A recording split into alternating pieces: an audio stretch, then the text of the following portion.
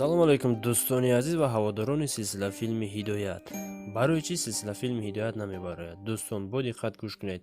Сабаби асосии ин дар набудани дискҳои холӣ аст. Барои чӣ дискҳо? Дискҳо ба интернет чӣ алоқа дорад?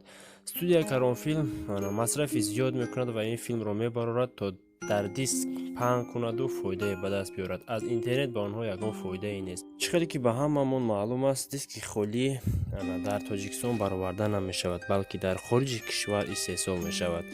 Аз ҳамин сабаб онҳо наметавонанд ки дар ин давраи карантин рафта диски холӣ биёранд, то ин ки силсила филми Хидоятро пешкаши ҳаводоронаш гардонанд. Умедворем ки дар фурсати аввал студияи Каронфилм ин мушкилиро ҳал карда ва силсила филми Хидоятро ҳарчи зудтар пешкаши ҳаводоронаш мегардонад. Аз ҳаматон эҳтиромона хоҳиш менамоем ки бе ягон сухани қабе бовар кунед ва интизор бошед. Ва заргоҳи илоҳӣ ба ҳамаатон тансиҳати хонободиро орзумандам. Ҳамеша зиндаву саломат бошед.